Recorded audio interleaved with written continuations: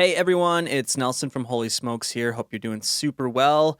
Today I am going to give you an inside look at our song Consistent from our most recent EP, For All Intents, which just came out this past January. It's streaming everywhere, so you can go check it out if you feel like. And basically what I'm going to do is I'm going to give you a background on the song. I'll talk about the production, and I'll even go through the mix, and we'll just dive right into the song. We'll go through it track by track, and I'll kind of explain how everything happened in this song. So first of all, let me just play a little bit of the chorus. Waiting, I know, I'm dying to find a reason why it's taking so long to find out, what's happening. So this song is the last song on the EP, and it's also the last song we wrote for the EP. And I remember we had the other 4 songs for quite a while, and we had them all demoed out. But we felt like we needed that album closer song. Not that it had to be this big grand thing, but we wanted it to sort of feel like an album closer, but also be a bit of a banger too. Like it had to have that hooky chorus as well. And so I remember after I think a couple months, Jake came to us with this song on acoustic, and I remember the first time he played it for Sam and I, and we looked at each other and we were like, that's the song. That's the song we've been missing for this EP. And it's my favorite song on the EP. It's my favorite song to play live on the EP. So I was super stoked when he brought it to us. And yeah, let's dive right into it. We're going to start with the drums here. Let me just play this drum mix.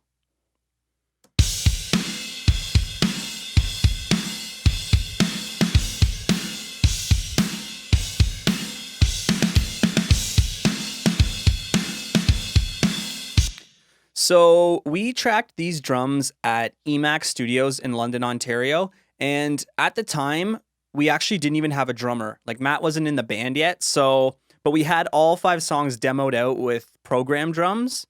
And so I hit up my buddy Nick Long, who I used to play in a band with way back in the day. And I sent him the demos and I said, hey man, check these out. Would you be interested in playing drums on them in the studio for us? And he checked them out. He got back to me and he said, hell yeah. So we booked the studio time, and I think we just jammed these songs once with Nick the day before we went into the studio. So he was actually still kind of learning the songs when he was in the studio, but he absolutely crushed it, and I love how these drums turn out. So we're going to start here with the kick drum. Let's just listen to the kick drum here. I'm going to take off all the plugins, and let's listen to it raw. I'm just going to turn off the parallel compression really quick here.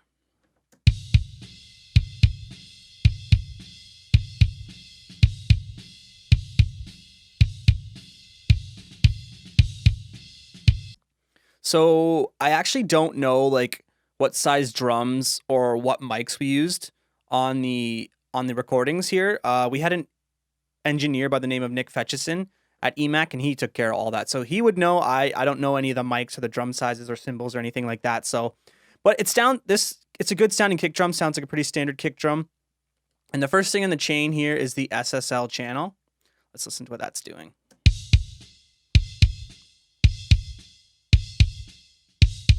Bypass it.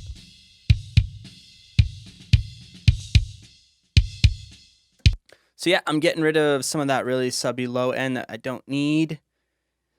Giving it some top end 2 dB at 8K. And now normally I'd crank this like pretty high, sometimes like even up here. But like if you listen to this, the raw, like it has a lot of that 8K already in it. And that could have been from EQ on the way in or just the way the kick drum sounds. I don't know. But yeah, so I didn't need to crank the 8K too much, but I did do something here. I'm cranking about 6 dB at 5K there. And I almost never do this.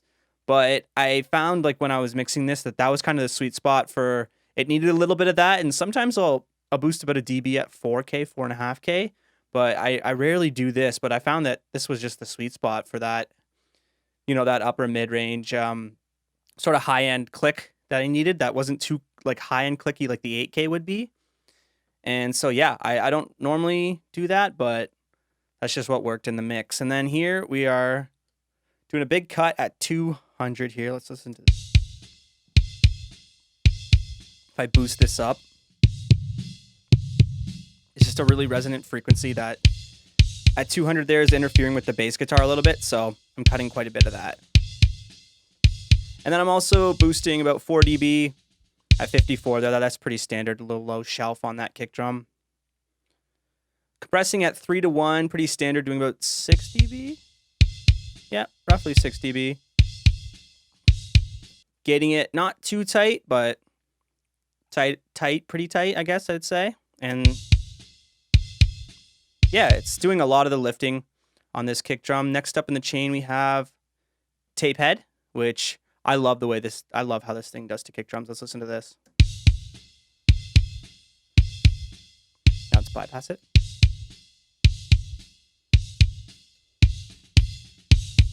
You can just hear how that fattens it up in the lower mids and even kind of helps smooth out the overall tone, even the high end on that kick drum. I love what this plugin does. You'll see that I use it on almost every track in this mix.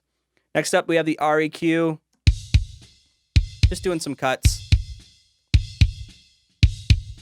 Just resonant frequencies here. That 200 area, again, like a little lower than the 200 area. It was very resonant in this kick drum, so I'm just getting rid of some of that. And then just some of this. Just the annoying clicky stuff up there. Finally, there's a limiter. Probably not doing much. Yeah, just a little bit. Some of those pokier peaks that were in the kick drum when he hits it a little harder. And yeah, that's the live kick. There's also a kick sample on this track, which sounds like this.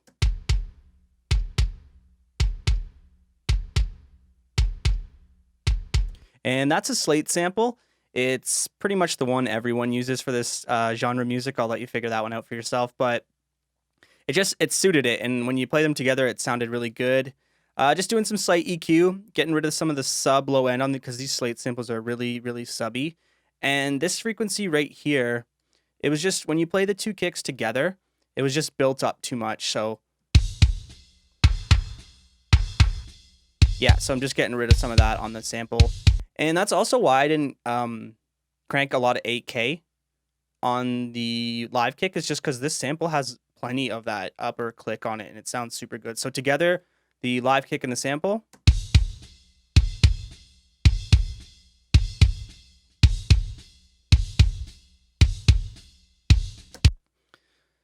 So next we have the snare top. I'm just going to mute all these plugins, and let's listen to the snare top.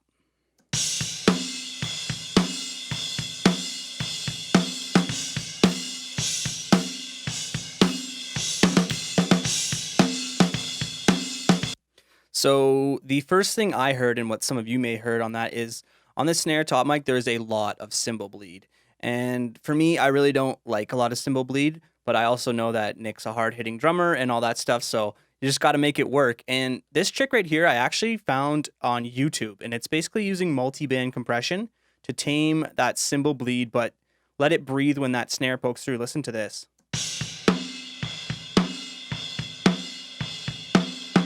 If I bypass it.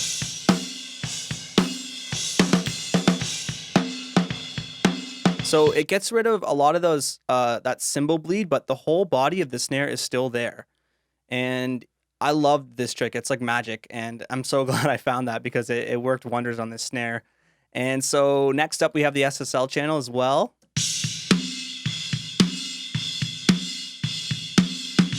This is doing a lot of the work too. I'm getting rid of 110 and below. Boosting some top end at 10K. I sometimes I crank this up a lot too, but because of that cymbal bleed and all that, I couldn't go too high with it, but I was very okay with how the snare sounds right now. I'm doing nothing there. This is a big cut right here at 850. Let's listen to it. Yeah, just getting rid of that boxiness. And then boosting a tad bit at 200. Normally I'll boost a lot of this too, but the snare had naturally a lot of that meat of the snare when he hits it in it, so I didn't need to boost it too crazy. Compressing a little bit, 3:1, typical stuff, and gating it as well, but not too tight. And one thing I did and that I do on this is, if you see this right here, this gate is automated. So there's a part in the verse here. Let me just find it. where he does a lot of sort of rolls and ghost notes. Let me just find, I think it's right here.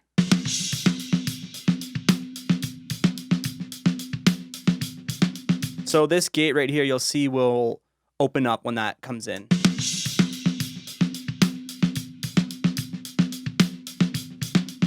And I do that all the time on snares just so that, you know, it gets those rolls through if you're getting it too tight. So next we have the REQ, which is doing some more cuts, a little lower. Oops. Bypass. Subtle, but yeah, just that annoying. And then limiter as well. Probably not doing much, maybe on the chorus. Yeah, just the odd peak here. Just to tame it. I like kind of doing that across, especially snares like that where it can get really pokey. And so let's move on to the snare bottom. Hopefully I'm not going too fast. I don't want to spend too much time on the mixing end of it. It's, even though I do love it, I'm just going to go through it like not super quick, but relatively quickly. Snare bottom.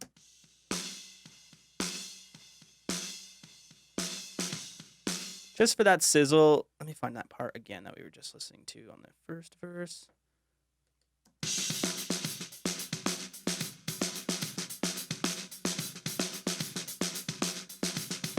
So same thing with the bottom snare, opening up that gate on this part.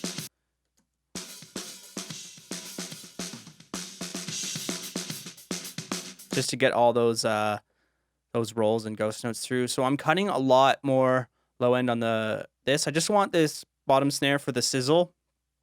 200, giving it some top end, about 8 dB at 10K.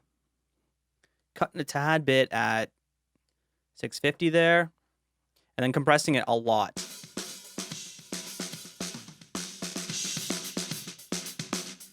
And it is gated for the most part on these.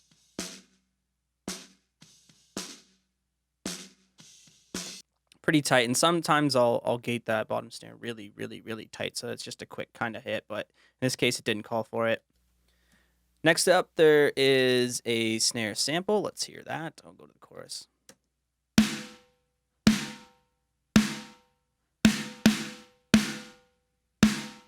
And that is just like a one-shot hard hit, and that's just to give the snare some, just to beef up that snare, the live snare with that mixed together sound really good. So not really doing anything with this SSL channel, I don't think. No, nothing. Oh, just a slight cut here. That, and it probably was interfering a lot. And then I'm gating it, but like pretty loosely if you look over here.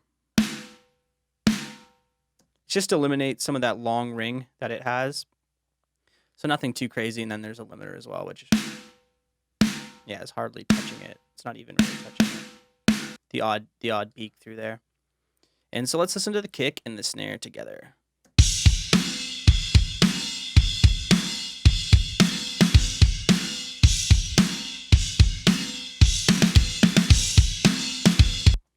And yeah, so other than that cymbal bleed, it really wasn't too tricky to, this is pretty common mixing. I like it when the kick and snare are punchy, so it wasn't too hard with a lot of compression and EQ, you can get that. So we'll move on to the toms now. Let's listen. Let's just listen to them together. I'm just gonna find a part in the song where they're both being used. Yep, there's a drum fill right here.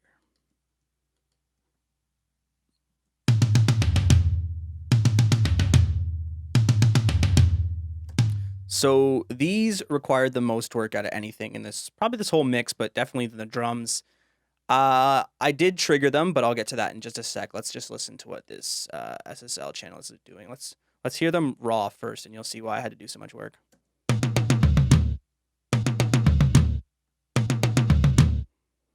Yeah, so as you can see, I did cut out all the spots where they're not used. That's fairly common as well.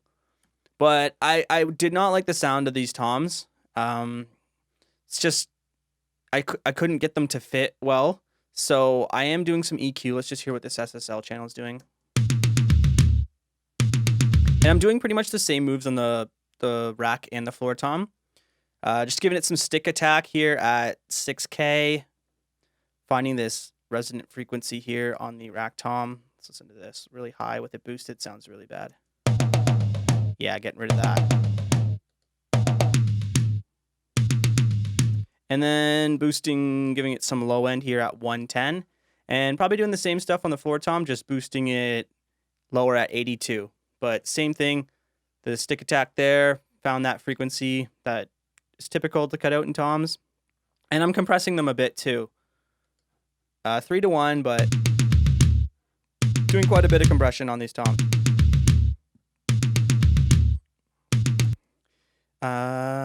So I did trigger them.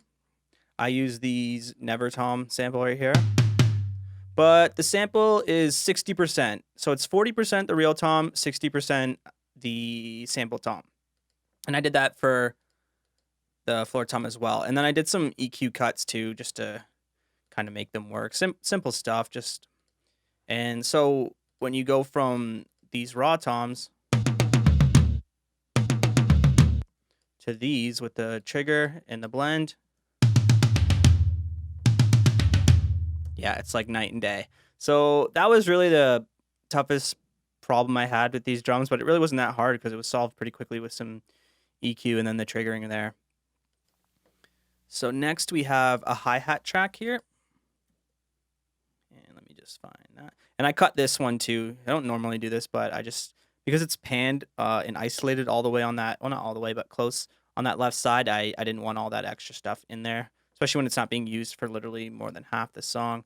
So let's listen to this hi-hat track.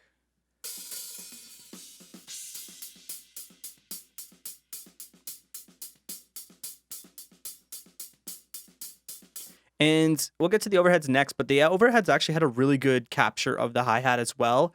I just like having this hi-hat track on its own just so I can get the full pan. Like I put it about 85% there. It's pretty low in the mix, but it definitely helps having that isolated mic to, you know, give it that presence there all the way on that left side. So not doing anything too crazy with the hi-hat mic, just cutting out the low end, 300 there, giving it some top end. Probably found a frequency here that I'm cutting a lot of, like minus 15. Let's hear what that's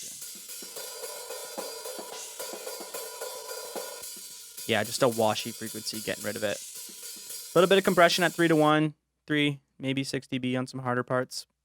Nothing too crazy. So we will move on to the overheads now. And let's hear how those will go to the chorus.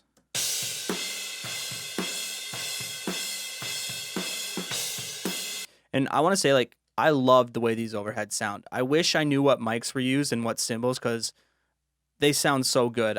You don't hear people gush about overheads a lot, but I love the way these sound. Let's hear them raw.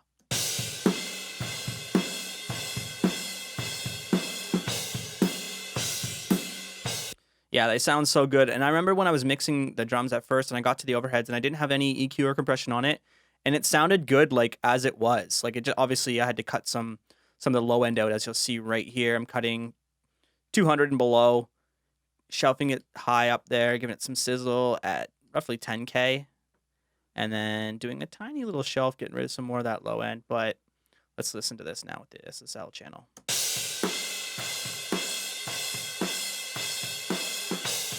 A little bit of compression on it, 2-to-1, maybe 3 dB, probably more like 1 or 2. And that's just like when those heavier crashes come in, and maybe that catches a bit of that snare. And then I'm doing some more EQ here. These were just resonant frequencies.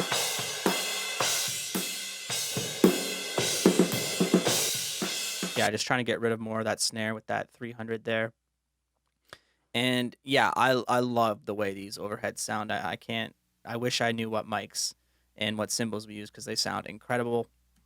Next up, we have the cymbal effects track, and this is just Nick did like a one hit with the 2 cymbals,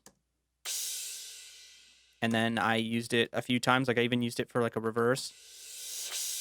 There's like another one right here,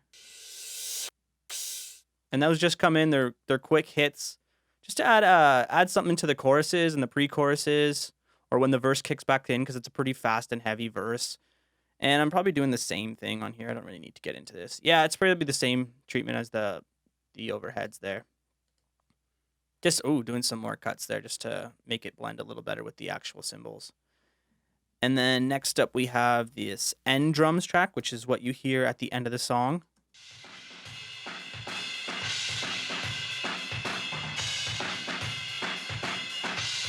And I'll explain these in a second here, but I'm going to just go on to the room tracks here.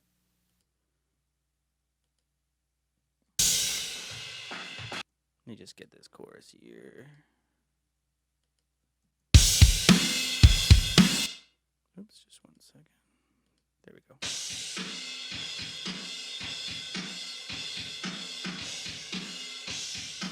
So we did record rooms on these drum tracks. This studio at EMAC is incredible. It's a state-of-the-art studio. It's got a huge drum room, but I didn't use them. And they sounded really good, but for some reason, I'd been recording, whenever I'd record drums, I would only have just a mono room mic and it'd be a small room. And so I got so used to working with fake room tracks that it's just a part of my workflow. And I'm sure if I spent more time on the actual room tracks, I could have made them work in the mix. But I tried for a little bit and I just wasn't feeling it because I was so used to doing this. And the room sounded great. But for some reason, like I just had this way of working and it's just me being stubborn. And I just decided to go with what I knew and move forward with the mixes. So I take all these drum tracks and I make their own mix to this sends right here to this room track. And on that, I'm using just the stock Avid Studio reverb. And I just hit the studio setting and then played with the pre-delay and the decay and the tone. And that's what I came up with. So let me just hear it without these.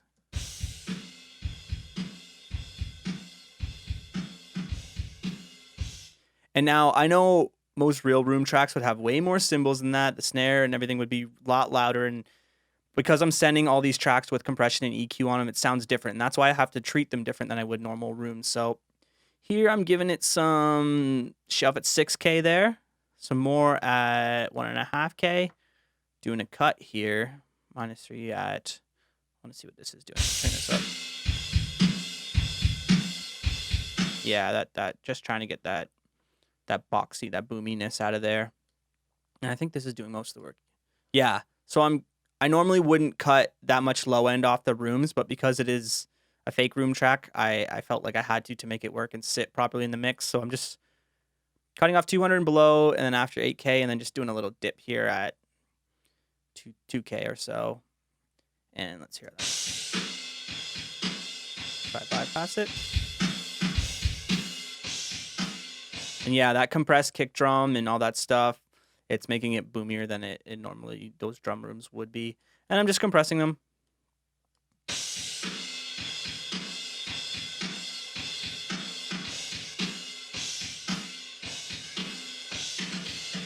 Didn't really need a whole ton of compressing, even though I'm compressing it a lot there, but I just wanted to bring out a little more of the energy. And so after that, we have a snare verb here, which is I'm sending mostly the sample to. And let me just solo this snare.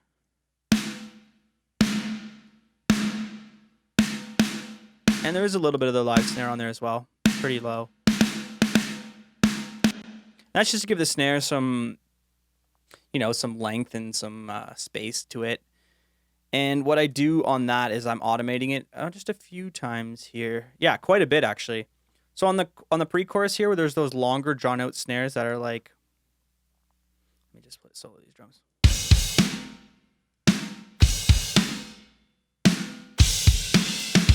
I wanted those snares to have that sort of bigger effect, and it's the same thing with the chorus. So I boosted it a couple dB up on the pre-chorus, and then like 4 dB up on the chorus.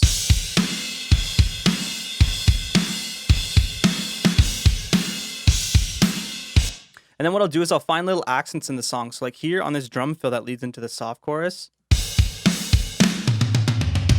On this snare hit right here, this.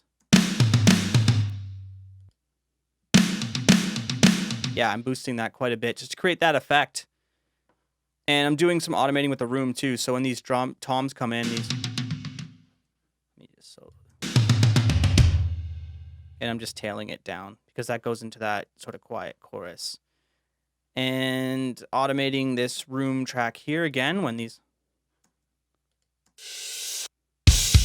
just so everything cuts out, and the drum bus as well, which I'll get to in a second. So yeah, those are the moves we make, and we will move on to the drum bus as I just said. So the drum bus, first thing, SSL channel. Take it. Oops, solo these drums. Yeah, giving it some. Most times I'll use like the waves like Puitech or like it's a Pultec model, and I'll do all this stuff. But I had the SSL channel up on there as I loaded on pretty much anything, and then I use it or I don't. And so I just did it all here, giving it some 10K. I felt like the drums needed a little bit of that. And then there's some at almost 1.5K here. I just kind of sweeping through, and I felt like the drums were kind of missing it. So I turned this up and I swept through and found that was the sweet spot. And my ears had heard that as well. So don't always do this, but I felt like that was like the sweet spot to kind of fill in the drums a little bit. And it's only 1.8 dB, nothing crazy. And then I'm ducking down 1 dB at 70. So I don't know why I did that, but made it work, I guess. Next, we're compressing the drums.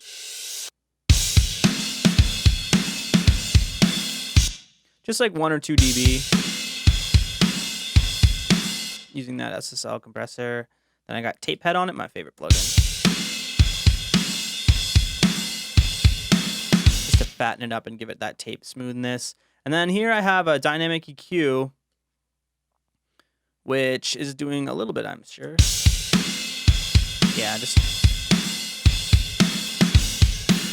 probably some built-up frequencies that I could have fixed on individual tracks, but I like to just move forward and then not solving a whole lot with this. It's not a dB or 2 there. It's nothing crazy. So there is a parallel compression track, which we can listen to right now.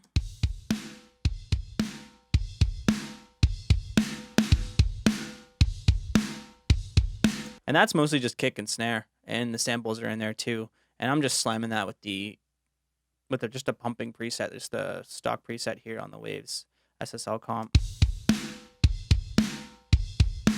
Tape it again as usual, and then I'm clipping it.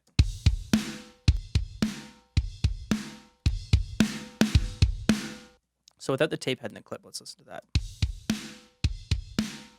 Now let's fatten it up.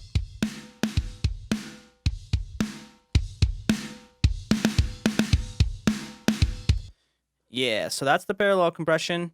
I think I had it about here. Yeah, in the mix. So it's pretty low in the mix, just kind of subtly brought it up into the mix till it sounds good. So that's the drum tracks. I think I got through all of them. Hopefully I didn't miss anything. Let's listen to that drum mix one more time.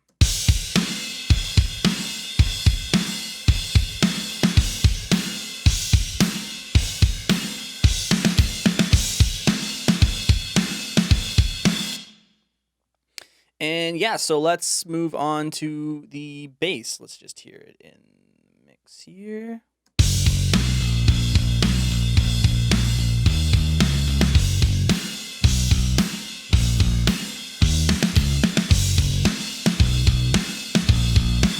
So this was recorded with a Ernie Ball Music Man Stingray 4, like the 4-string one with the 3-band active EQ. And I remember we did a lot of tweaking on the way in. I'm just going to get rid of all of these. Let's just listen to the DI. Just to get that tone, kind of get those upper mids that you would normally crank on a bass, just on the EQ of the bass. So it has a lot of those upper mids, just the DI. Let's listen to that without the drums. Here, let me play the chorus.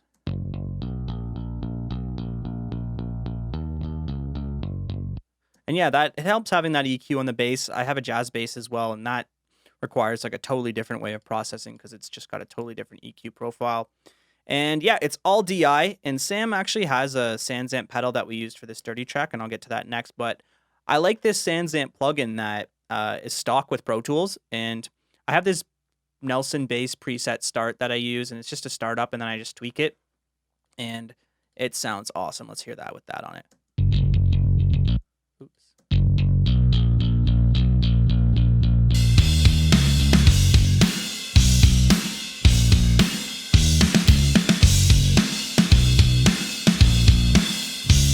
Yeah, and it's basically, I just wanted to sound like an amp, like an Ampeg amp. And yeah, so it's Get a little bit of drive to it too, which is always nice on bass, pretty common. Then there's this dynamic EQ. Yeah, just find some of those resonant frequencies that are poking through. And then I'm limiting it. Nothing crazy. Just catching those little peaks there. Yeah, so all right, let's move to that Sans Amp track. Let's just click it right here. And let's listen to what that sounds like. Just take off all the plugins first.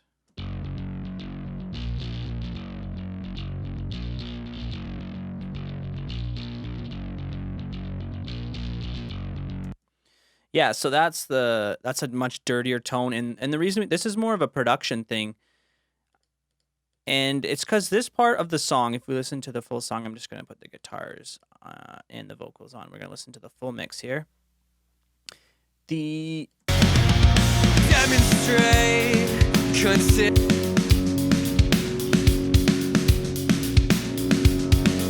I need to turn on the bus here so we get the volume right.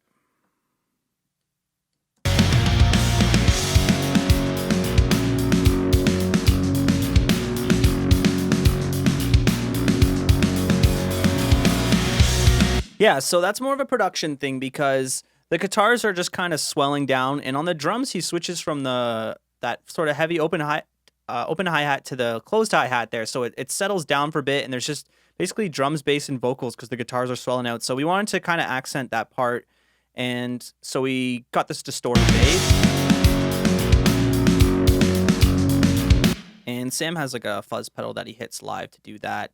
But let's go through. So first thing we're doing is we're limiting it. Let's just hear. Not really pinning it, but just kind of getting some more consistency out of it. Doing some EQ. Cutting out a lot of that high end and that super, super low end. And then limiting it again. Probably not doing anything. Yeah, the odd peak there. And I think this is the only song where we use like that distorted bass part on. I think everything else is just one DI track on the EP. So a little bit of a different thing for this song. And then we have the bass bus here, which SSL channel, giving a little boost there at 1.5, and then another 6 dB at 1, which is pretty standard for bass. And then I'm actually cutting off below 78 here just to make it work with the kick drum. I'll kind of sweep that up and down just to see where it sits perfectly. And then I'm just boosting about 4 dB at 100 there.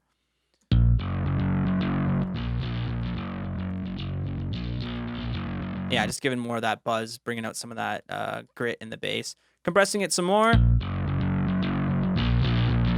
Let's go to the chorus.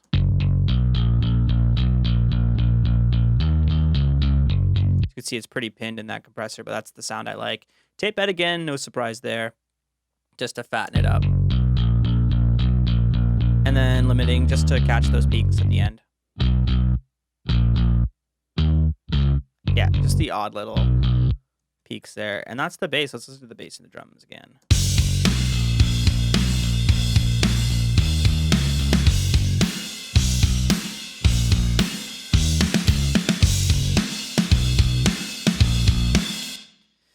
And yeah, so I'm pretty happy with the way the bass turned out. I think we actually tracked bass twice for this EP. Like we did it once, and then I don't know if it wasn't. I think we were not that we weren't satisfied with it. I think we tried a different bass or something, and I tracked that through the Universal Audio, the UA 610 emulator, and then it's just DI. And I did compress the DI on the way in. I think I also used the UA like 1176 because you can see this DI is pretty compressed, but there's still gets those initial transients through. So we'll move on to guitars now. And let me just start it from the beginning here. There's this guitar intro track.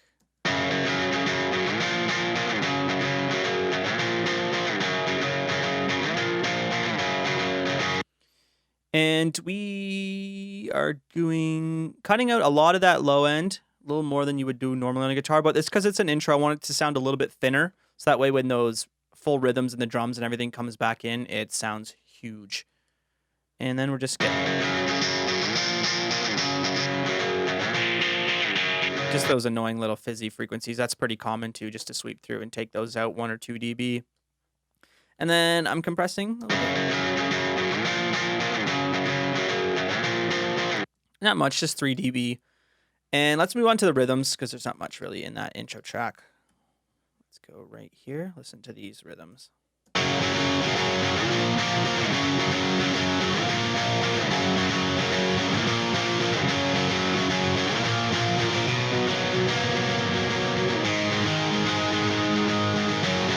And we tracked all these guitars with my PRS with some really heavy gauge strings.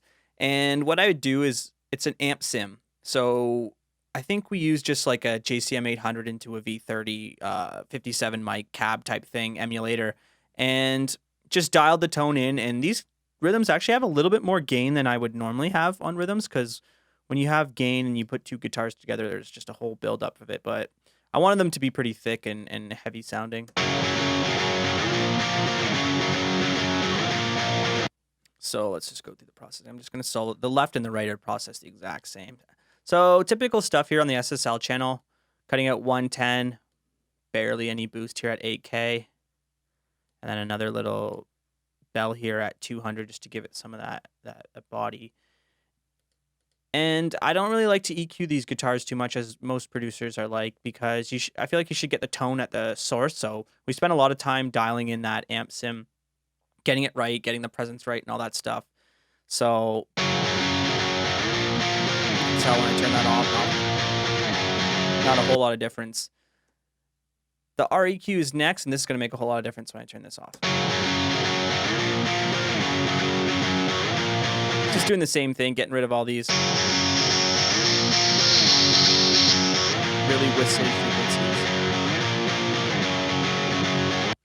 And some compression. Now, I don't normally compress guitars because, like, obviously, if you look at the waveforms, they're pretty consistent and pretty compressed. So, but when I do compress guitars, it's just typically to get them to push them back, like over or under the drums in a mix. So if the presence was a little too high and I feel like they're above the drums too much or below the drums, I'll especially above, I'll compress them. Doing quite a bit, but I just felt like that was the best way to make them sit in the mix when I had them, you know, just mixing it. And there's an F6, 10 EQ. Not doing a whole lot. So, yeah, and when I track these rhythms, they're not edited too much, but I track them in really small parts just so they're super tight. Like,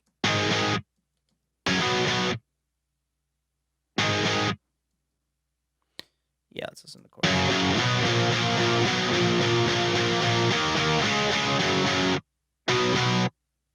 So you can hear they're not super tight to the grid, except unless it's like the first note.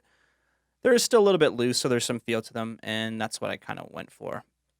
So those are the rhythms. Let's listen. Let's just mute these leads, and we'll listen to everything with those rhythms.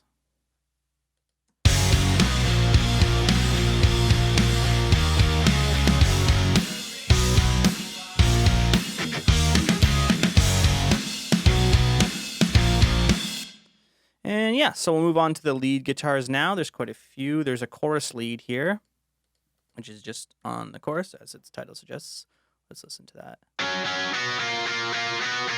let's find another part.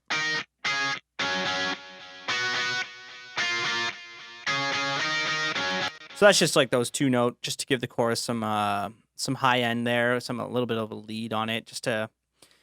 And what I do with all the leads is I'll start with this tape thing just to smooth it out. Like, listen to the difference on this lead. When I turn this on, just like gets rid of a lot of that high end if you turn this up. So again, I use this plugin. It's pretty much on every track. I love what it does. It can fatten things up, it can smooth things out, and it's amazing. So on the leads SSL channel, cutting out quite a bit. The low end there, 200 and below, is gone. Nothing after 8K, although I am boosting a shelf there. And then I think that's, just boosting a little bit at 1K there, and then shelving off a lot more of that low end, just so I basically just play around with that till it sits in the mix the way I want it. REQ, just getting rid of that. Same thing as I've done on all, and then compression again. Just a little bit. And so there's a guitar delay on the leads, and I'll talk about all these leads, but they're processed pretty much the same. So this is going, as you can hear on these, especially these spacey parts here, these. That delay is doing a lot of stuff, and I think that's just the stock. Let me hear guitar delay. Yeah, just the Avid delay. I probably just went through and played around with it till I got something that I liked. And then there's also this guitar doubler, which is just gonna widen it out a bit, give it some spread when that lead comes in. And I think it's the micro shift guitar doubler. No, it's the Waves doubler. And that's probably just the basic doubler preset, which is the starting preset. And I'll flip between these two, between the Waves doubler and the little micro shift. They do identical. They sound identical. So, but I went with the Waves doubler there. And so next we have the bridge lead. I love this lead. This lead is my favorite. Let's listen to that in solo.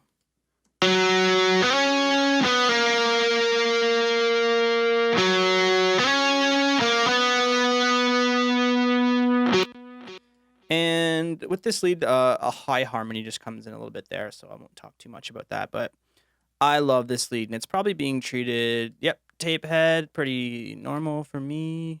Yep, 200 and below, not really giving it some high end there. Finding it more to stand out in that mid-range there with these leads. Yep, same stuff, and then compressing the same thing. Yeah, so the leads are pretty much all the same. And then the only thing that would be different is how much of the delay or the doubler I send. As you can see, it's probably all different values. Yeah, so same delay, same doubler on that lead. And I'll show you when that little harmony kicks in here.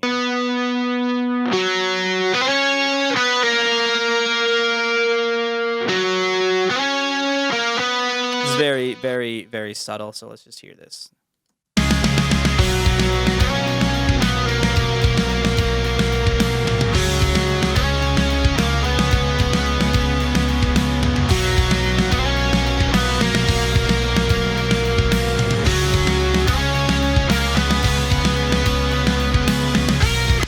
Yeah, so like I said, obsessed with that lead, love playing it live. Then comes in this other lead, which is kind of like a guitar solo, but not really a guitar solo.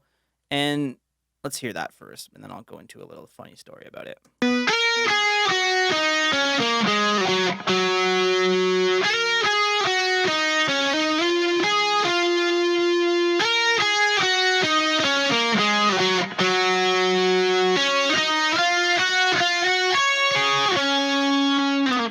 And yeah, so that lead, we actually had a different lead there, and it was a totally different sounding lead in every single way. It was faster, more notes, everything.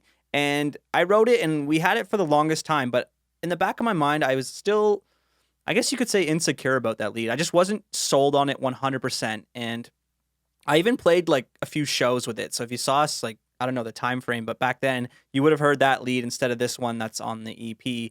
But I remember, I think I was like mixing or editing something, and Sam was sitting right beside me on the acoustic guitar, and he was just kind of improvising as I was playing this, kind of looped, and he played that lead, and I was like, what was that? And I think he was just kind of improvising, and so we figured, and I liked it way better than my lead, and maybe it was just because I was a little bit insecure about my lead, but I don't know, I just liked it way better. And so I was like, let's figure that out. So we learned it, and we came up with that. And actually, the only thing we kept from the old lead is this ending here. I think it's this part.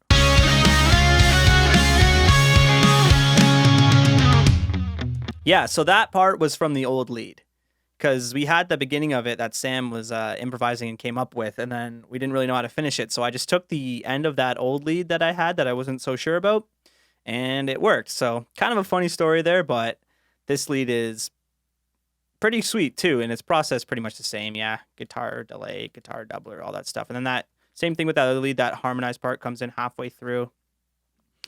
And next up, we have this little soft guitar here. Let's just listen to that.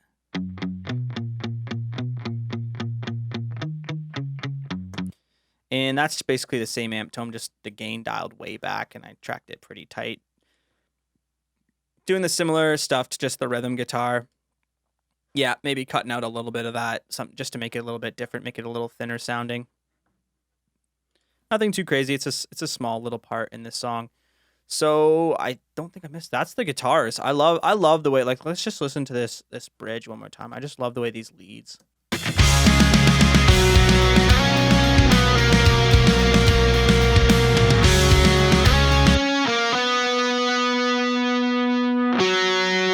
That delay, that long delay just makes it sound so much bigger than it is. It's just one track and then the harmony there comes in. So we will move on to vocals next. We actually tracked these vocals at EMAC as well. We just felt like we needed to get in the studio vibe, especially for vocals. It's Jake's thing, so that's what we decided to do. He felt like that would be a better way. And they have like a really sweet vocal booth there. They have like every mic to choose from. And I think we used this one mic that was like expensive and kind of hard to find or something like that. So I think we shot it out between the mic we used and an SM7, which is pretty common. And we went with that one mic. I wish I knew what it was, but it was a special little mic that we used, and it sounded really, really good. So let's just hear his vocals. I'm gonna just turn on the vocal delays and all that stuff. Let's hear this. Oops, let me just turn on the vocal channel. Tighten up your ugly ways. Eradicate the selfish games that you play. Tighten up. Yeah, so we'll go through that part by part. SSL channel, doing some typical vocal stuff, cutting out like 100 below, giving it some high end, giving it some upper mids there to cut through, and same here. So typical stuff, just cutting the low and boosting the high. Tape head again, you know that's my thing. And then we're compressing a lot. Tighten up your ugly ways. Eradicate the self. I love a very like in-your-face compressed vocals, and I'm pretty sure we compressed on the way in with like a distressor or something, as you can see. I don't know the exact settings of that, but I think we did. And then but I like I said, I like a very heavy compressed in-your-face vocal. De-essing. Tighten up your ugly ways. And then a limiter just to catch those little peaks. Tighten up your ugly ways. And then de-essing again at a different frequency, a little higher. Tighten up your. The song has a lot of S's, maybe not so much in that part, but throughout the song that I just felt like it needed a little bit more. I probably did that after when I was like, going through the final mixes.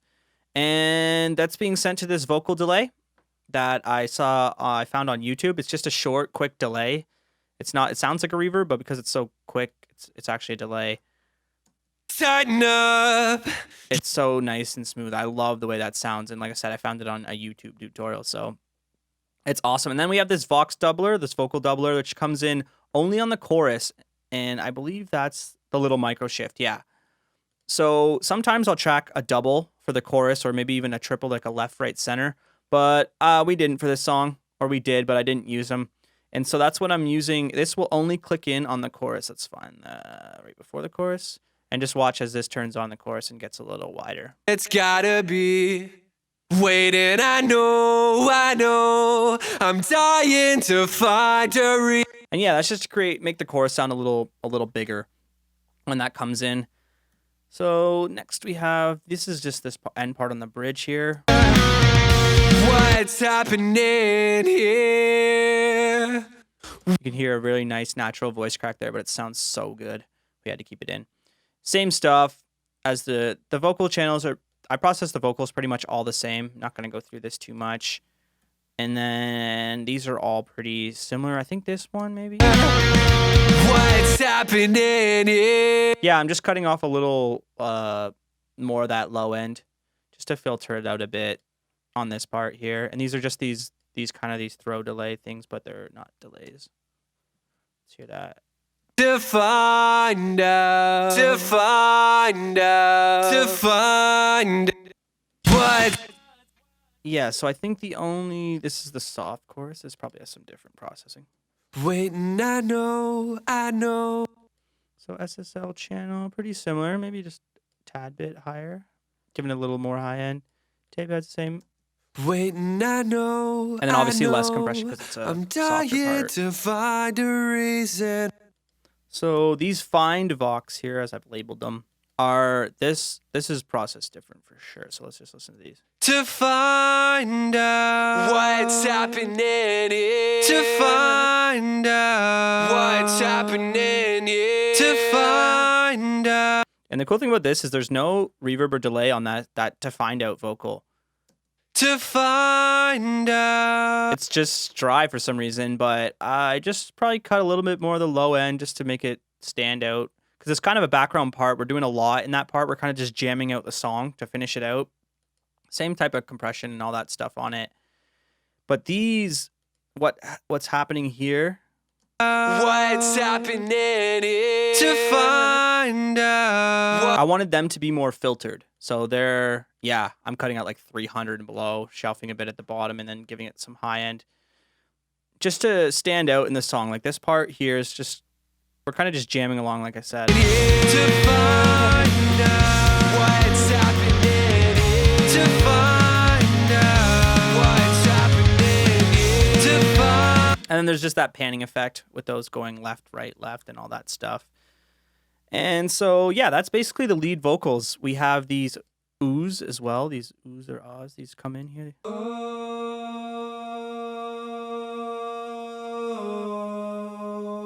As you can hear, I didn't even edit those at all. I wanted them to sound thicker, and I don't think I even vocal line them, obviously not.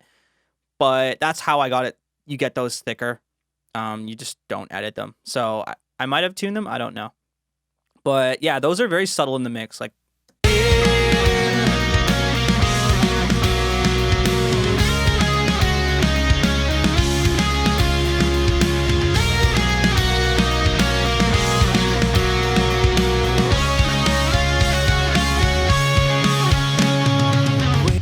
Yeah, kind of tucked nicely in the mix. This is one of the reasons why I wanted to do consistent was because it's our most dense song, and that's not saying much because it's not very dense. As you can see, there's not a crazy amount of tracks, but we're a 4-piece, so our stuff isn't usually dense. It's just drums, bass, guitar, vocals, and some leads in there. But yeah, this is our most dense song because this is one of the few parts on this EP where we did a lot of this stuff, and there's a lot of vocal layers coming in and out. And so those oohs and ahs are on when that bridge comes back in again at the end as well. And I'm probably cutting out a lot of the low end on these. Yeah, about almost 200 and stuff just to make them fit in the mix. I don't want them too much that low end. Oh, I just have like the auto tune on them, like the waves tune. I didn't want to tune them manually just because I probably didn't feel like it. So, and that worked just well. It's not set too crazy or anything. Then we have a harmony track. We just recorded a left and a right. And our buddy Zach actually came in and did these. He was a friend of Jake's, and the cool thing about Zach is you show him the vocal part, like the lead vocal, he hears the harmony in his head, and then you hit record, and he sings it right back to you. And I thought that was so awesome.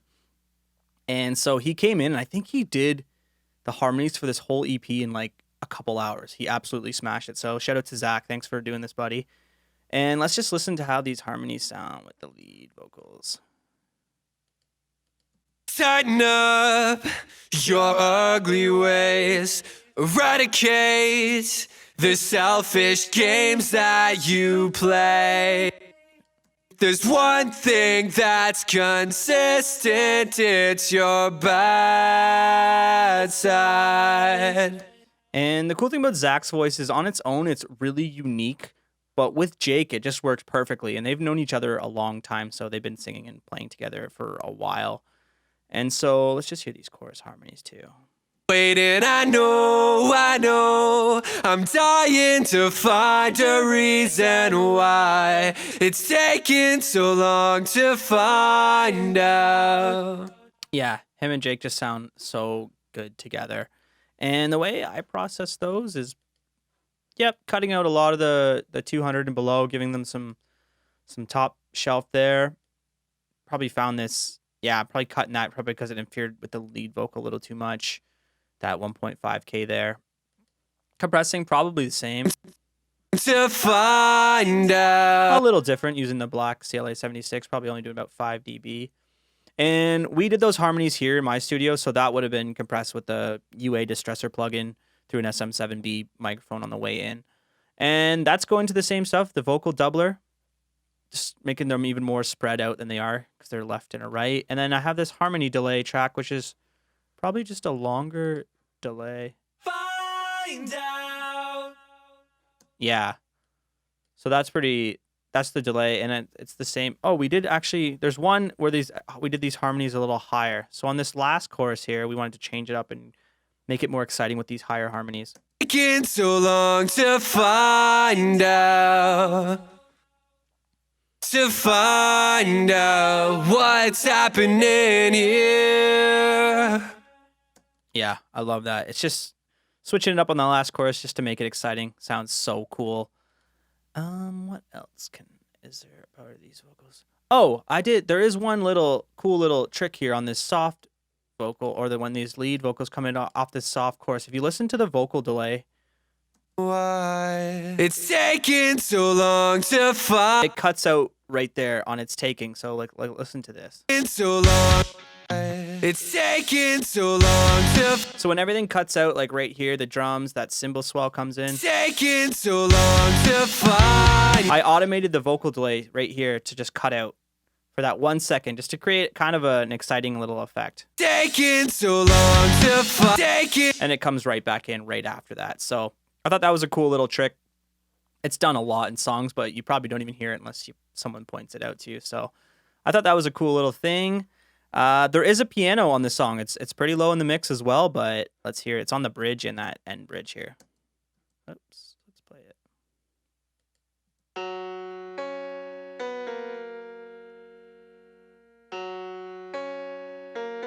What's happening here? What's happening here? As you can hear, it just follows this guitar lead on that bridge there, which I thought was super cool.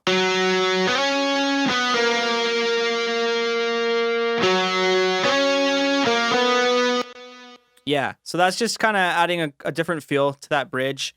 Pretty low in the mix, and then it comes back again here. What's happening here? And I'm probably just cutting just to make this fit in the mix. It's a very dense part of the song with all those vocals, the oohs, the ahs, and everything going on, the guitars. Yeah, chopping off a lot of that low end. I just wanted the high-end sparkliness of the piano, and then I'm EQing again, giving it more high-end boost. Compressing it quite a bit. Limiting just the odd peak there. And I'm using the center plugin just to kind of spread it a little bit more to the left and the right and pull it out of the center. And then I'm just sending it to the harmony delay, the same delay that the harmonies are using, the vocal harmonies. So there's another piano here at the end. Let's listen to how that sounds. What's happening to find out? What's happening to find out? What's happening? Oh, I didn't show you this on the bass, and that's what that piano is doing, is it's following the bass. So there's actually a really cool part that you don't hear. There's a sweet fill Sam does like right here. Let's listen to this bass.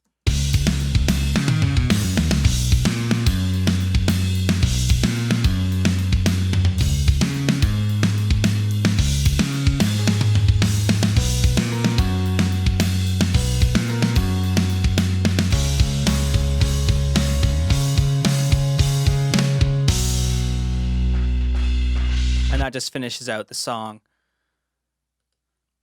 And oh, wait, I don't think I went into these end drums. I think I talked about them for a second and then yeah. So let's listen. These were the actual room mics that were recorded.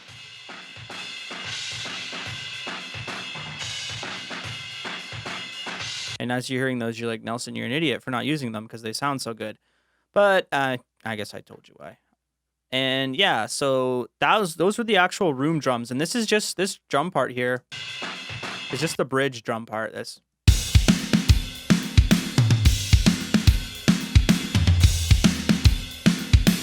And I would have just copied that and let it trail out to finish the song. Third Eye Blind is my favorite band, and they do a lot of these little drum play out type things.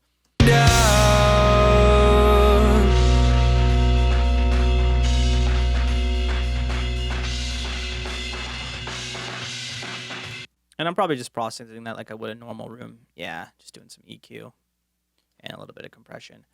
And yeah, like I said, that's a kind of a Third Eye Blind thing they do. So I probably just took the inspiration from that to finish out the song. So I think that's the song. Hope I didn't miss anything. If I did, I'm sorry. If you have any questions or you want to know about anything, just throw them in the comments. And oh, let's go through the mix bus. That's what I forgot. So it's just a CLA mix down, the Start Me Up preset. And then all I did was set the input here so that this is in the yellow. Waiting, I know, I'm dying to find a reason. Doing about 2 or 3 dB of max compression there. Probably tried to turn up the glue a little bit here, which is the compression. Kept the treble and the drive the same, and then just turned down the bass. I felt like this was boosting the bass in a spot where I didn't quite like it. Just didn't work with my mix, and I'd prefer to just let mastering handle the bass when I send it off to mastering. So I just turned that down quite a bit. It was just doing something I wasn't quite into.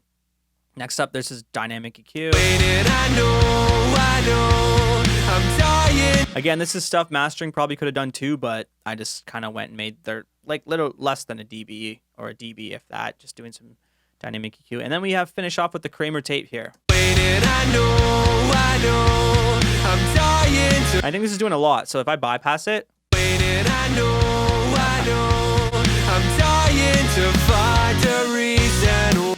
and I know it got a little bit louder when I turned that on, but it just fattened it out and smoothed it up. I love this Kramer tape plugin, and I love using tape saturation across the mix just to, especially in the digital world, I use a lot of EQ and compression just to smooth things out. So this is doing a lot of this magic right here. I love how this plugin is. And on the master bus, I'm doing a little bit of automation, just a tad bit, boosting up in the choruses, just a dB. I took it down a dB in that soft chorus, then it comes back. It goes back up to, I guess that'd be 2 dB, just so that chorus hits a little bit harder there.